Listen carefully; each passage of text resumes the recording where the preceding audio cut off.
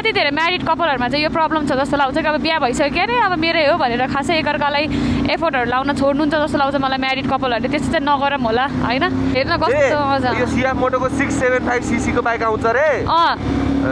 sports bike 675 CC को के sports bike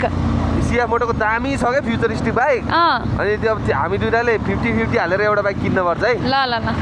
सस्तोमा डिस्काउन्ट दियो भने ल ल लगभग 20 लाख भन्दा तलै पाउन सक्ने चान्स छ रे आजको मोटो भ्लग चाहिँ गाइस यसरी हुन्छ फेस देखाएर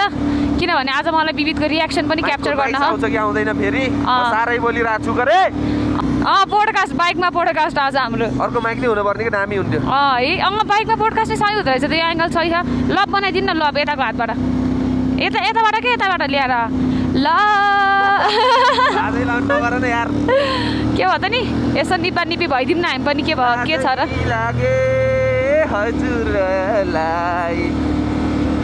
बिस्तारै बिस्तारै बिस्तारै के बिस्तारै अबे अबे डर लाग्यो माइलो चटके होला है बिस्तारै बिस्तारै बिस्तारै मैले हेलमेट लगाएन ए लास्ट नौटङ्गे मेरो बुढा छ्या यो बाइक चलाउँदा चाहिँ मलाई लास्टै इन्सिक्योर फिल हुन्छ यार किन है डर लागेर क्या अब यस्तो माया गर्नु चाहिँ आफ्नो बाइकलाई होइन भ्याचभुज लडिहाल्यो भने के गर्ने भनेर अब यत्रो ठुलै खान्छ चाहिँ मभन्दा 4-5 साइज ठुलो होला यो बाइक भन्छ म त यो बाइक चलाउँदाखेरि होइन अगाडिबाट म देखिँदा पनि देखिन्न क्या गाइस